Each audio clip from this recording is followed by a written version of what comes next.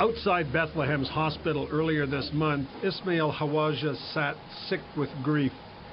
The Israelis had killed his wife Huda, he told CBC, with an explosion at their home. As is often the case, his story of abuse by soldiers couldn't be verified. The army had nothing to say, and what was happening inside the refugee camp was off limits to foreign reporters. But not to the Israeli media. An Israeli camera went right along with the soldiers, right into the briefings, and right into the Hawaja home. The army blew off the door and inside found Huda Hawaja mortally wounded on the floor.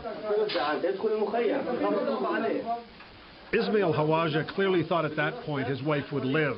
He begged the army to let an ambulance through. There were delays. The camera captured the terror of the woman's young daughter and her brother's attempt to stop her from showing the soldiers her fear. After the mother was finally taken out, one of the soldiers spoke to the news crew. "I don't know what we're doing here," he said. "Purification, maybe. It's dirty here. I don't know why a good Hebrew boy should be here so far from his home." Another soldier said he approved of the operation and that it really wasn't so bad.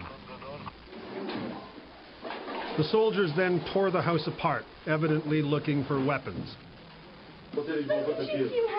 In another scene, a girl begged soldiers not to demolish her home's wall, but in vain. Soldiers commonly smash walls to get into adjacent houses.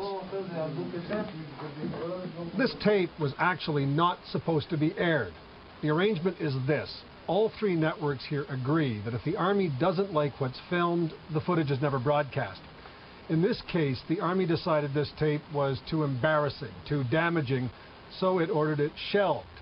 But this past weekend, Israel's Channel 2 decided to break the embargo, and the army and the government and a lot of viewers did not like what they saw.